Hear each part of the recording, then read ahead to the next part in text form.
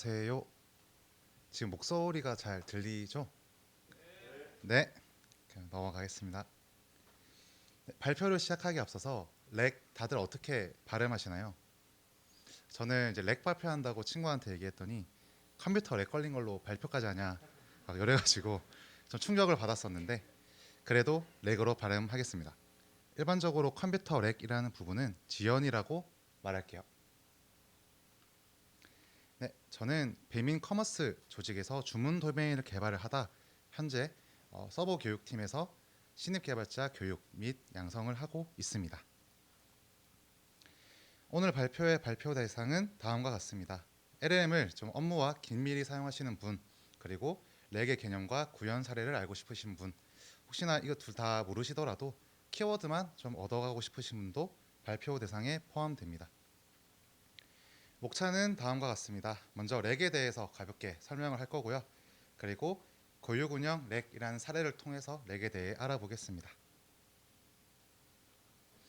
네, 렉이란 무엇일까를 설명하기에 앞서서 어쩌면 여기 계신 모두가 좀 LLM을 사용하면서 느꼈을 불편함에 대해서 먼저 얘기해 보려 합니다. 우리가 LLM을 사용했을 때 쿼리를 좀 던지면 어떨 때는 정상 응답이 오고 어떨 때는 좀 응답이 불가하거나 환각 현상이 발생하게 됩니다. 이런 경우가 왜 발생할까요? LLM이 바보라서일까요? 는 아니겠죠. 네, 이런 일이 발생하는 이유는 LLM이 인터넷에 있는 정보 그리고 학습 모델이 갖고 있는 자체 데이터들로만 학습을 했기 때문입니다. 이를 학습 데이터라고 하는데요. 이렇게 환각이 발생하는 이유는 학습 데이터에 없는 정보를 요청했기 때문입니다. 예시를 들어보겠습니다. 제가 만약에 이번 주 미팅 일정은 이라고 보낸다면 당연히 LLM의 학습 데이터에는 없는 정보이기 때문에 환각이 발생하겠죠. 이를 해소하기 위해선 쿼리와 컨텍스트를 함께 던질 수 있겠습니다. 캘린더 파일을 이제 이번 주 미팅 일정은이라고 함께 보내면 LLM이 제 쿼리와 컨텍스트를 이해하고 정상적인 응답을 할 수 있게 되는 것이죠. 그런데 만약에 이렇게 쿼리와 컨텍스트 준비해야 하는 이런 쿼리와 컨텍스트가 많아진다면 어떻게 될까요? 뭐 이번 주 미팅 일정은 그리고 뭐 기획서 내용 요약을 해줘, 데이터가 존재하는지 확인해줘 등등 제가 준비해야 할 컨텍스트와 쿼리가 많아진다면 저는 이 시점을 쿼리 컨텍스트 결합도가 증가했다라고 봅니다. 이 쿼리 컨텍스트 결합도 증가는 또 다른 문제를 야기하는데요. 쿼리로는 이번 주 미팅 일정은이라고 보냈는데 컨텍스트로는 파일 시스템 정보를 준다던가 이렇게 한다면 LLM이 이해하지 못하고 또 잘못된 응답을 뱉게 되겠죠. 이러한 문제를 해결하는 게 사실 렉입니다. 렉은 사용자가 쿼리를 보내면 그 쿼리에 맞는 정보를 지식 베이스에서 검색을 해온 다음 검색해온 내용을 바탕으로 쿼리와 함께 LLM에게 정보를 보내어 정상적인 응답을 받게 하는 것이죠. 네, 렉의 번역은 검색, 증강, 생성이라고 합니다. 정의로는 LLM이 새로운 정보를 검색하고 통합할 수 있도록 하는 기술이라고 하는데요. 우리는 앞서 예시에서 새로운 정보가 왜 필요한지 그리고 검색하고 통합할 수 있는 기술이 왜 필요한지를 확인했습니다. 새로운 정보가 필요한 이유는 학습 데이터에 없는 최신 정보나 전문 지식을 제공하기 위해서였고 검색하고 통합해야 하는 이유는 질문에 맞는 컨텍스트를 자동으로 찾아 LLM에게 전달하기 위해서인 것을 확인했습니다. 이러한 것들이 가능하게 하는 구성 요소는 크게 색인, 생성, 평가가 있습니다. 그림으로 보면 이와 같은데요. 색인, 생성, 평가라는 컴포넌트들이 보이시죠? 먼저 색인 파이프라인입니다. 색인 파이프라인은 문서를 검색 가능한 형태로 준비하고 저장하는 단계입니다. 예를 들어 캘린더 파일을 아까 검색해서 가져왔었죠. 검색하기 위해서 미리 준비를 하는 겁니다. 그 다음 생성 파이프라인입니다. 생성 파이프라인은 질문에 맞는 정보를 검색하고 답변을 생성하는 과정인 거죠. 그래서 색인 파이프라인에서 준비된 파일을 가져와서 이를 LLM에게 던지고 정상적인 응답을 뱉게 하는 과정입니다. 마지막은 평가인데요. 평가는 사용자와 직접적으로 인터랙션 하진 않지만 시스템의 품질을 측정하고 개선하기에 꼭 필수적인 요소입니다. 네, 정리를 해보겠습니다. 렉은 질문에 대해 정확하고 신뢰할 수 있는 LLM의 응답에 필요한 요구사항에 대해서 색인 생성 평가라는 프로세스로 달성한 기술이라 볼 수 있고요. 렉 이전에는 LLM은 학습된 정보만 이제 알고 있었다면 렉 이후에는 색인을 했다는 가정하에 필요한 정보를 찾아 정확하게 답변할 수 있게 되었던 것입니다. 그래서 렉은 범용 LLM을 나만의 전문 LLM으로 만드는 기술이라고 볼 수 있겠네요. 네, 이제 교육 운영 렉 사례를 들어 이 렉을 어떻게 구현하는지 살펴보겠습니다. 먼저 서버 교육팀에서 어떠한 문제점이 있었는지 말씀을 드리겠는데요. 교육 운영을 하기 위해서는 여러 가지 데이터 소스가 필요했습니다. 교육생 정보와 교육 자료는 데이터베이스에, 부가 교육 자료는 구글 드라이브에, 교육 일정은 구글 캘린더에 있는 등인 거죠. 그래서 사용자는 이제 특정 날짜에 교육을 조회한다거나 아니면 일정을 조회하려면 각각의 시스템을 조회해야 했습니다. 그렇기 때문에 매번 여러 시스템을 개별로 조회해야 했고, 또한 사용자가 이 정보를 찾아왔을 때 이 정보 간의 연관성을 항상 파악하고 정보를 이해해야 했습니다. 이러한 것들이 불편했기 때문에 교육 운영 정보를 자연어로 어떻게 검색해 올 수 있는 시스템을 구축할 수 없을까라는 목표를 잡았습니다. 네, 화면에서 볼 수 있듯이 사용자가 질문을 던지면 이제 시스템에서 데이터 소스별로 데이터를 검색해 오는 것이죠. 먼저 시도해 본 방식은 MCP를 사용해 보는 것이었습니다. MCP는 LLM과 외부 데이터 소스를 연결하기 위한 표준화된 방법이라고 볼 수 있겠는데요. 그림에서 볼 수 있듯이 각 MCP 서버가 데이터 소스에 연결되어 있고 유저는 이제 LLM을 사용하는 MCP 서버를 써야 합니다. 근데 여기서 좀 문제가 있었죠. 먼저 모든 사용자는 MCP를 지원하는 LLM을 사용했어야 됐습니다. 또한 모든 사용자가 MCP 연동 방식에 대한 이해가 필요했고요. 그래서 좀 MCP 같은 경우는 업데이트가 자주 일어나다 보니까 업데이트 일어날 때마다 이렇게 수정해야 된다라는 걸 좀 알려줘야 했습니다. 또한 데이터베이스 같은 경우에는 격리된 환경에 존재했었는데 격리된 환경의 리소스는 접근이 불가능했죠. 왜냐하면 MCP는 로컬에서 돌기 때문이죠. 또한 이제 LLM이 이제 데이터 소스를 조회해 왔을 때 좀 자기에게 부족하다 싶으면 계속해서 조회를 했는데 이때 LLM의 컨텍스트 윈도우 크기가 금세 초과돼 버리는 문제가 발생했습니다. 그래서 그 다음으로 도전해봤던 거는 이제 MCP 서버를 직접 구현해 보는 거였는데요. 서버를 구현해서 도커 레지스트에 올렸고 이를 이제 받아와서 실행시키게 하는 방법이었습니다. 데이터 소스는 이제 청킹, 페이지 내레이션을 통해 가지고 모든 데이터를 한 번에 가져오게 하는 것이 아니라 조금 잘라서 가져오게도 설정을 해봤죠. 하지만 여전히 MCP 서버이기 때문에 모든 사용자가 또 MCP를 지원하는 LLM을 사용이 필요했습니다.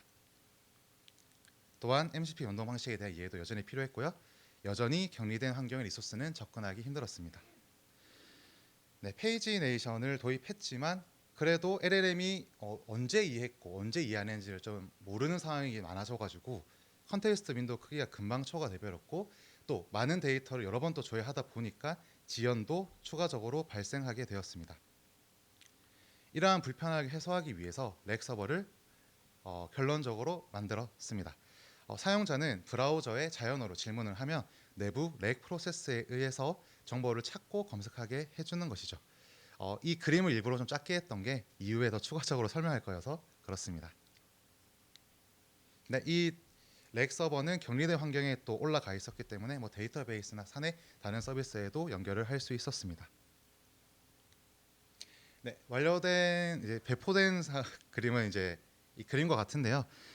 사용자가 자연어로 질문을 하면 관련된 파일 혹은 이제 정보들을 조회하겠습니다.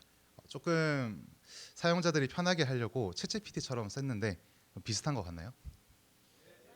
감사합니다. 네, 한번 정리해 보겠습니다. 기존 사용자들은 교육 정보를 조회하기 위해서 여러 시스템을 하나씩 조회했었어야 했습니다. 렉을 도입하며 이제는 사용자는 브라우저를 통해서 자연어로 질문을 하면 데이터를 받을 수 있게 되었습니다. 자, 그렇다면 여기서 질문이 하나 따라오죠. 이거 도대체 어떻게 구현할까? 그거에 대한 부분을 지금부터 설명하도록 하겠습니다. 렉을 구현하기 위해서는 화면에 보시는 것 같이 6단계가 필요한데요. 이 6단계가 완료돼야지 어느 정도 운영 배포가 완료됐다라고 말할 수 있습니다. 이 각 단계가 되게 많아 보여도 막상 한 개씩 보면 되게 당연한 내용들이라서 그렇게 어렵지는 않을 거라고 생각합니다. 각 단계별로는 교육 운영 렉을 사례를 들어서 설명을 드릴게요. 설명드리기에 앞서서 제가 이 서버를 만들 때 완벽함보다 빠른 검증이라는 슬로건을 가지고 개발했음을 명시드립니다. 렉이 워낙 넓고 배울 게 많다 보니까 하나하나 다 완벽하게 하자보다는 어떻게든 하나의 프로세스를 진행해보고 그 다음 고도화를 하자가 저의 목표였습니다. 네, 먼저 사용 사례 식별 및 렉 필요성 평가 단계입니다. 이 단계에서는 렉의 필요성을 확인하는 단계인데요. 4가지를 고려했습니다. 먼저 LLM의 학습 데이터에 없는 정보가 필요한가라는 부분에서는 교육 운영 정보는 인터넷에 공개되지 않은 비공개 정보이기 때문에 필요하다고 판단했고요.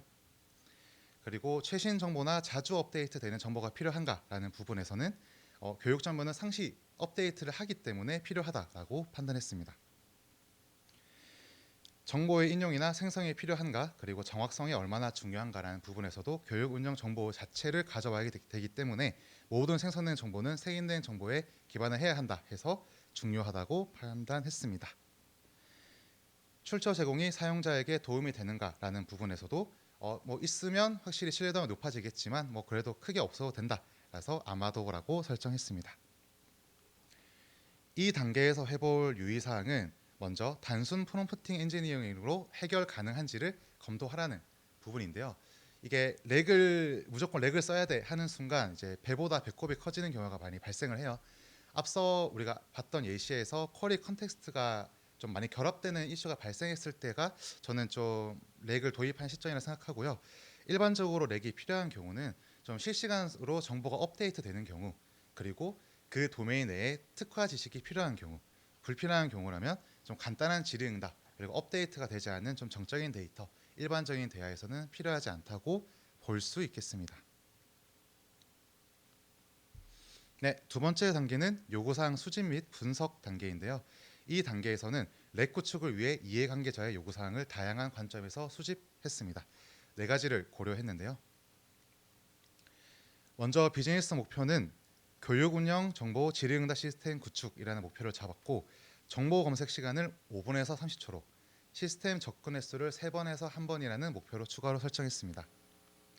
사용자 니즈는 명확했죠. 사용자는 교육 정보를 찾기 위해 여러 시스템을 일일이 방문할 필요 없이 한 곳에서 자연으로 편하게 질문하고 신뢰할 수 있는 답변을 즉시 받기를 원한다라고 설정했습니다. 기능 요구사항은 먼저 사용자 질문에 맞는 관련 정보를 자동으로 업데이트해주고 답변을 생성하는 것, 그리고 실시간 다중 데이터 업데이트 및 통합으로 좀 최신 정보를 제공하는 것이었습니다. 비기능 요구사항은 먼저 성능으로 90% 쿼리에 대해 30초 이내 응답, 그리고 LLM의 컨텍스트 윈도우 문제를 최대한 해결하는 게 요구사항이었고요. 보안은 이제 민감 데이터 정보, 좀 개인정보 마스킹이나 그리고 사용자가 아무나 들어올 수 없게 사용자 접근 권한 관리를 잡았습니다. 이 단계에서 해볼 유의사항은 기능 야율이 아닌 사용자의 불편함과 해결하고자 하는 문제에 먼저 집중하라는 점인데요. 렉 자체, 그러니까 사용자의 불편함을 해결하는 것 자체도 되게 많은 것들을 해야 돼요. 그래서 부가적인 기능들은 먼저 불편함을 해소하고 이후에 고도화하는 방향으로 하시는 걸 추천드리겠습니다. 그리고 5분에서 30초, 90% 쿼리 30초 이내 응답처럼 좀 구체적인 수치로 설정을 하길 바랍니다.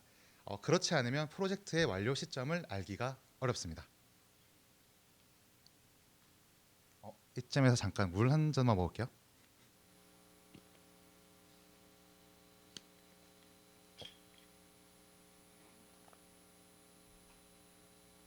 네, 세 번째 단계는 렉 프레임워크 결정 단계입니다. 어떤 프레임워크를 사용할 건지 결정하는 단계인데요. 여기서는 4가지를 고려했습니다. 스프링 AI와 랭체인을 비교를 했어요.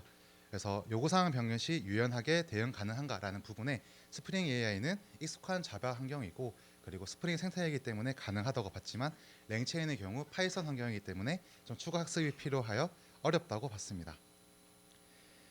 그리고 팀원들이 단기간에 습득 가능한가라는 부분에 팀 내 기술 스택과 동일했고 또 앞서 말했듯이 스프링 생태계와 완벽하게 통합했기 때문에 가능하다고 봤는데 랭체인은 이것도 추가적인 학습이 필요해서 어렵다고 봤습니다. 배포가 가능한가라는 부분에 기존 저희 회사에서는 스프링 프레임워크 같은 경우는 배포가 이미 플랫폼으로 지원하고 있어요. 그래서 가능하다 봤지만 랭체인의 경우 추가 연동이 필요해서 어렵다고 봤습니다. 마지막으로 로깅 추적이 가능한가에 대한 부분도 이제 스프링에는 가능하다라고 봤지만 랭체인은 불가능하다고 봤습니다. 이 단계에서 해볼 유의사항은 프레임워크의 장점보다 팀이 익숙한 언어 환경이 생산성에 더 큰 영향을 미친다는 점인데요. 혼자 개발을 하고 아니면 혼자 배워서 만들 수는 있지만 아무래도 팀 내 코드 리뷰나 코멘트 등을 받으려면 팀원들이 어느 정도 익숙한 언어를 쓰는 게 훨씬 더 생산성에 좋더라고요. 그리고 모든 항목에서 가능한 것은 없습니다. 우리 상황에서 중요한 것이 무엇인지를 우선순위를 결정해야 한다는 점이 유의사항인데요. 저는 앞서 말했듯이 완벽함보다는 그 빠른 검증을 이라는 슬로건을 걸고 작업했기 때문에 조금 제 환경에서 빠른 빌드, 배포, 검증이 가능한 스프링 AI를 사용하기로 결정했습니다. 네 번째 단계는 색인 파이프라인 구현 단계입니다. 앞서 제가 색인 파이프라인이 문서를 검색 가능한 형태로 준비하고 저장하는 단계라고 했었는데요. 이를 가능하게 하는 핵심 요소, 로딩, 청킹, 인베딩, 저장소 4가지를 구현하는 단계라고 봐주시면 될 것 같습니다. 먼저 로딩입니다. 로딩은 데이터 소스를 연결하고 수집하는 요소인데요. 앞서 캘린더 파일을 가져온 예시에서 캘린더 API를 통해서 캘린더 파일을 가져온다라고 생각하시면 될 것 같습니다. 3가지를 고려했고요. 먼저 어떠한 데이터를 연결할 것인가에 대한 부분으로서는 DB, 구글 드라이브, 캘린더를 연결했고요. 어떠한 포맷을 패싱할 것인가에 대한 부분에서는 JSON, 텍스트, 그리고 XML을 패싱했습니다. 어떻게 데이터를 정제할 것인가에 대한 부분은 개인정보 마스킹 그리고 중복 제거를 진행했어요. 네, 해당 요소에서 유의사항은 이 로딩을 했을 때 텍스트 데이터를 먼저 고려하라는 점을 말씀드리고 싶은데요. 물론 뭐 이미지 그리고 음성, 비디오 파일들이 되게 많지만 이 파일들을 가져오는 순간 이 이후의 모든 프로세스에서 다 변경이 필요합니다. 그래서 가장 좀 간단한 텍스트 데이터 먼저 해보고 이후에 고도화하시기를 추천드리고요. 이 단계에서는 이제 외부 API를 호출하다 보니까 외부 API 호출 제한을 항상 유념하시고 어느 정도 크기도 한 번에 다 가져올 필요가 있는지 아니면 좀 조절해서 가지고 올 필요가 있는지를 확인하시면 좋겠습니다. 네, 그 다음은 청킹인데요. 청킹은 데이터를 검색 가능한 단위로 분할하는 요소입니다. 캘린더 API에서 가져온 파일을 그대로 쓰는 게 아니라 거기서 검색 가능한 단위로 잘게 쪼갠다고 생각하시면 편할 것 같아요. 해당 단계에서는 3가지를 고려했습니다. 먼저 어떠한 전략으로 분할할 것인가에 대한 부분은 고정 크기 청킹 그리고 부모 자식 구조를 가지게 했습니다. 네, 고정 크기 청킹은 청크의 크기를 이제 좀 미리 결정한다고 보시면 될 것 같아요. 특정 크기별로 데이터를 가져와서 다 자른다. 부모 자식 구조는 부모 청크에서는 데이터의 전반적인 요약을 포함하게 하고 자식 청크에서는 세부 사항과 부모 청크의 정보 혹은 시퀀스 번호를 가지게 하는 구조입니다. 크기와 중복은 얼마나 할 것인가에 대한 부분에서 저는 저장소 기본값인 5,000자를 설정했고 중복은 부모 자식 구조를 설정했기 때문에 없도록 설정했습니다. 어떠한 메타데이터를 함께 저장할 것인가에 대한 부분에서는 출처 그리고 시간 그리고 구조 정보를 함께 저장을 했습니다. 이 요소에서 유의해야 할 사항은 청크 크기의 최적화가 필요하다는 점인데요. 청크 크기가 작으면 되게 빠르고 성능이 되게 좋지만 좀 문맥적으로 검색할 때 많이 떨어져요. 신뢰도가. 그렇다고 크기를 너무 키우면 성능이 좀 떨어지는 이슈가 발생을 합니다. 그래서 이 크기를 우리 도메인의 특이성에 따라서 좀 설정을 할 필요가 있을 것 같고요. 어떠한 청킹 전략을 사용하냐에 따라서 다 분할로 인한 의미 손실이 발생을 합니다. 그렇기 때문에 이것 또한 도메인을 고려하면서 어느 정도는 손실이 발생해도 되는지 아니면 손실이 발생하면 안 되는지를 고려해서 전략을 설정하시기 바랍니다. 메타데이터는 꼭 필수로 표기하라는 걸 추천드리는데요. 아무래도 데이터의 세부적인 내용을 다 넣는 것보다는 이 청킹된 데이터의 의미가 무엇인지를 한 번 더 정리해주는 데이터가 있으면 나중에 검색했을 때 더 나은 성능을 보여줍니다. 네, 그 다음 요소는 인베딩인데요. 인베딩은 앞서 이제 캘린더 API에서 가져온 파일을 분할했으면 이 분할된 내용들을 컴퓨터가 이해하게 N차원 형태로 변환한다고 보시면 될 것 같아요. 인베딩을 조금 이해하기 위해서 그냥 이렇게 보시면 될 것 같습니다. 그림과 같이 배열이 있고 각 배열의 요소에 배열이 각각이 차원입니다. 이 차원에 대한 이제 숫자들이 있는데 이 숫자들이 제가 분할한 데이터를 표현하는 것이죠. 네, 먼저 어떠한 인베딩 모델을 선택할 것인가에 대한 부분은 멀티모달을 지원하는 파운데이션 모델을 사용했습니다. 여기서 멀티모달이란 텍스트, 이미지, 오디오 등 여러 데이터 형식을 함께 처리하는 방식이고요. 파운데이션 모델이란 대규모 데이터로 사전 학습된 AI의 기초 모델로 좀 다양한 형태의 작업이 가능한 모델입니다. 그냥 우리가 쓰는 뭐 LLM이나 챗GPT, 클로드가 다 파운데이션 모델이라 보면 될 것 같아요. 차원의 크기는 이제 모델의 기본값인 1024 차원을 사용했고요. 파인 튜닝은 하지 않았습니다. 네, 이 단계에서 유의사항은 파운데이션 모델로 항상 먼저 검증하라는 것인데요. 물론 도메인의 특수성에 따라서 좀 파인 튜닝을 할 수는 있겠지만 맨 처음 이 하나의 플로우를 다 해볼 때까지는 파운데이션으로 해보고 도저히 성능이 안 나온다 했을 때 마지막으로 좀 해보시길 추천드리겠습니다. 그리고 차원수는 이제 높을수록 확실히 성능은 좋아지지만 아무래도 비용이 증가하는 문제가 있기 때문에 적절한 수를 선택하시는 걸 말씀드립니다. 네, 이제 색인 파이프라인의 마지막 요소인 저장소인데요. 저장소는 이제 인베디딩 데이터를 저장하고 검색할 서비스입니다. 이제 컴퓨터가 이해할 수 있는 벡터 형태로 변환된 파일들을 나중에 검색하려면 어딘가에 저장을 해야 되잖아요. 그런 서비스라고 보시면 될 것 같습니다. 어떠한 저장소를 선택할 것인가에 대한 부분에서는 레디스 벡터 스토어를 사용했고요. 확장성을 어떻게 확보할 것인가에 대한 부분은 저희가 사내 구성원용이기 때문에 미고려했습니다. 이 단계에서 해볼 유의사항은 관리형으로 사용할 건지 자체 호스팅을 할 것인지에 대한 부분인데 저는 개인적으로 처음에는 도커로 사용해서 좀 편안하게 확장성의 비용을 고려해보는 걸 추천드립니다. 그리고 데이터 삭제 기준 설정이 필요한데요. 데이터를 그냥 단순히 계속 적재하기보다는 어느 시점에 데이터를 제거하고 아니면 남겨둘 건지를 남겨질 건지 대해 기준이 필요합니다. 네, 그 다음은 생성 파이프라인 구현 단계인데요. 앞서 생성 파이프라인 구현은 질문에 맞는 정보를 검색하고 답변을 생성하는 과정이라고 말씀드렸어요. 이거를 가능하게 하는 요소는 검색, 증강, 생성 이 세 가지 핵심 요소고요. 이를 구현했습니다. 먼저 검색입니다. 검색은 사용자 질문에 가장 관련성 높은 청크를 추출하는 건데요. 앞서 이제 색인 단계에서 저장된 청크들을 검색기에서 가져온다고 생각하시면 될 것 같아요. 네, 먼저 어떠한 검색 전략을 사용할 것인가에 대한 부분으로서는 저장소 기본 설정인 문맥적 인베딩을 사용했습니다. 문맥적 인베딩은 이제 문맥 기반으로 벡터를 검색한다는 건데 애플이라는 단어를 단순히 애플이라고 검색하는 게 아니고 이게 과일을 의미하는지 회사를 얘기하는지를 구분한다라고 봐주시면 될 것 같아요.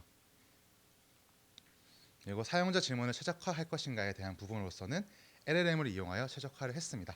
사용자 질문을 그대로 검색기에 던지는 게 아니라 어느 정도는 좀 버릴 건 버리고 남길 건 남겨서 검색을 했다라고 보시면 될 것 같아요.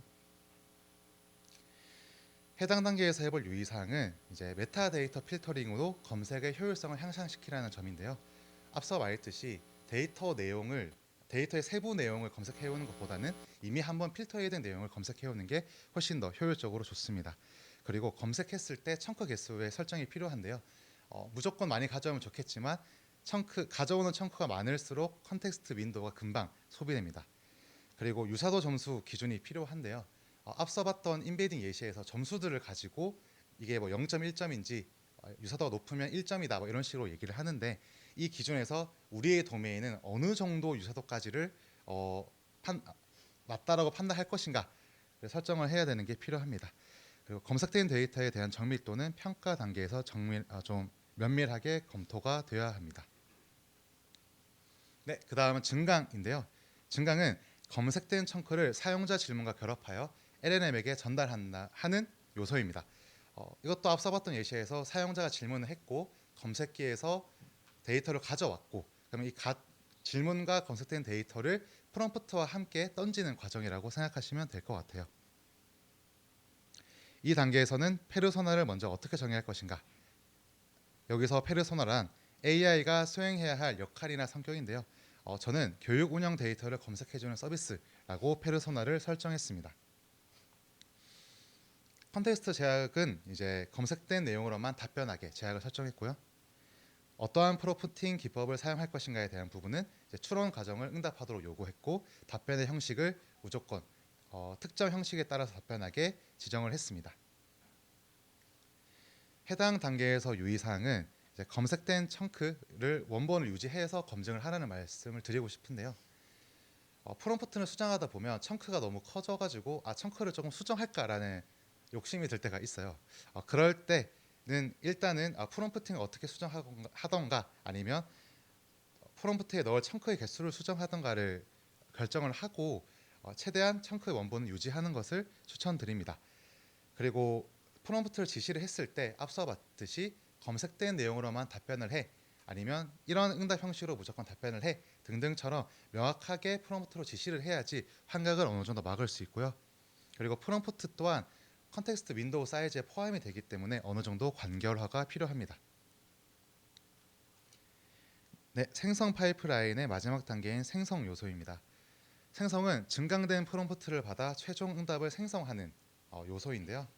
결국 이제 쿼리와 컨텍스트 그리고 프롬프트까지 포함된 거를 LLM이 받아서 이제 사용자에게 응답을 하는 과정이라고 볼 수 있겠네요.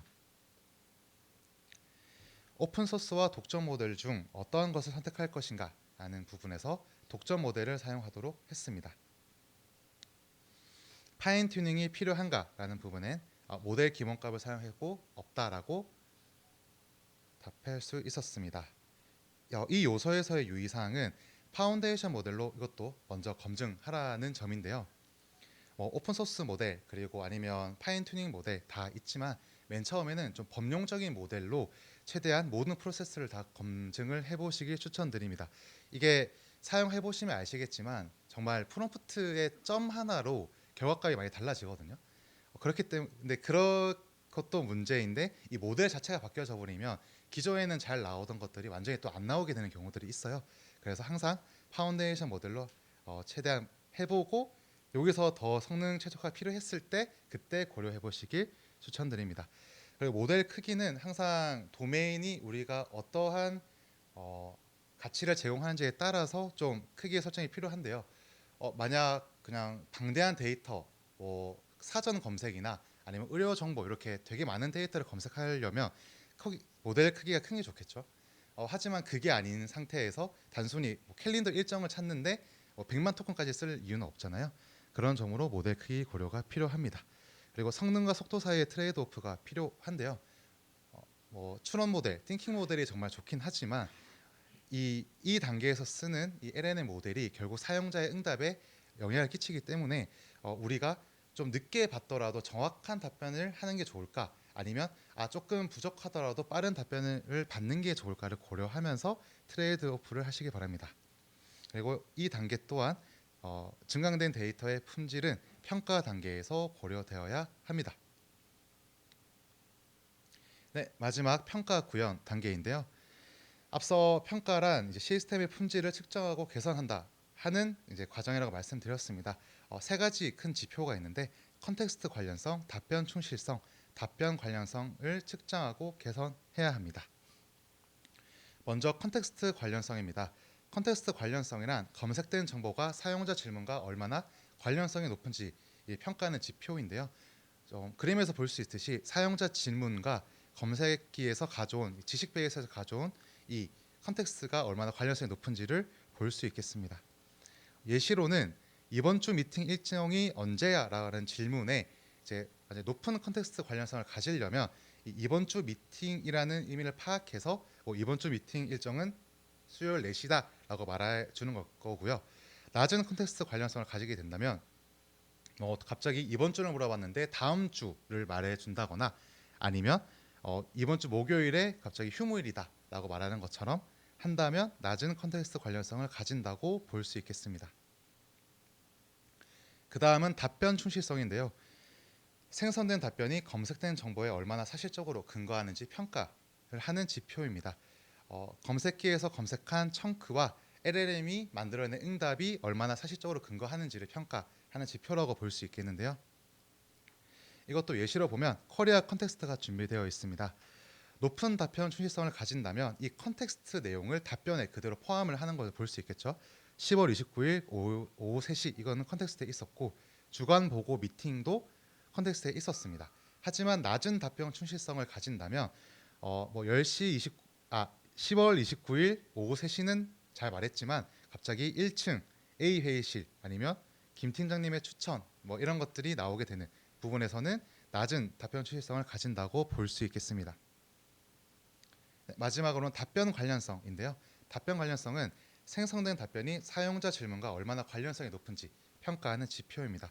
사용자 질문과 LLM이 생성한 응답이 얼마나 관련성이 높은지를 평가하는 거고요. 요거는 따로 예시는 없는데 일단 제가 만든 서비스에서는 이러한 각각의 지표를 평가용 LLM을 따로 구현을 해가지고 평가를 했습니다. 그 이유로는 유의사항에 좀 포함될 수 있겠는데요. 인간 평가와 그라운드 트루스 데이터를 고려해야 되기 때문입니다. 아무리 우리가 데이터를 이제 만들고 그리고 생성을 하게 만들었는데 이게 제대로 됐는지 안 됐는지를 확인하려면 결국 평가가 필요하잖아요. 근데 인간 평가의 한계는 제가 봤을 때 한 500개 정도인 것 같아요. 500개가 한계인 거고 그라운드 트루스 같은 경우는 너가 이러한 질문에 이러한 답변하면 이게 정답이야라고 할 수 있지만 요거를 만드는 것도 되게 힘듭니다. 그래서 그거에 좀 절충안으로 그냥 LLM한테 내가 이런 질문을 했고 이런 컨텍스트를 받았는데 이런 답변을 한다면 어떠한 점수가 어느 정도가 될까라고 물어보게 하는 것이죠. 네, 하여튼 2단계에서 유의사항은 이제 모든 평가 지표의 균형점을 잡는 것이 필요합니다. 물론 이 세 가지 지표가 다 높으면 좋겠지만 결국 프로젝트의 상황 그리고 내가 지금 개발 리소스에 따라서 좀 절충안을 찾는 것이 필요하겠죠. 또한 색인 생성 파이프라인 앞서 봤던 모든 요소의 변경이 일어난다면 그 변경에 따라서 평가를 계속해야 합니다. 정말 그 하나의 요소가 조금이라도 변경되더라도 평가에서 완전히 다른 결과가 나오기 때문입니다. 또한 이제 평가용 LLM과 운영용 LLM은 분리가 가능하다는 점은 꼭 말씀드리고 싶습니다. 이게 저도 평가를 해보면서 느꼈던 거는 운영에서 만약 클로드를 쓰고 있다면 평가에서는 제미나이를 쓴다거나 아니면 챗GPT를 쓴다거나 하는 게 조금은 더 나은 평가를 주더라고요. 그 이유가 자기 모델이 만든 정보를 조금 더 신뢰한다는 그런 결과가 있더라고요. 그래서 조금 평가와 운영했을 때는 좀 분리해서 한번 해보시는 것도 추천드리겠습니다. 네, 이제 정리를 해볼 텐데요. 이제 여러분들은 이 그림을 이해하실 수 있을 거라고 생각합니다. 맞을까요? 네, 아니어도 괜찮아요. 네, 먼저 저희는 사용 사례 식별 및 렉 필요성 평가로 렉의 필요성을 평가했고요. 그리고 요구사항 수집 및 분석으로 렉 시스템에 필요한 요구사항과 그리고 어떤 것들이 필요한지를 분석했습니다. 그리고 스프링 AI로 렉 프레임워크를 결정을 했고요. 그 다음 색인 파이프라인 구현에서 로딩, 청킹, 인베딩 그리고 저장소라는 요소를 확인했고 생성 파이프라인 구현에서는 검색, 증강, 생성이라는 요소를 확인했습니다. 마지막으로는 평가 단계에서 답변 관련성, 답변 충실성 그리고 컨텍스트 관련성을 확인했고요.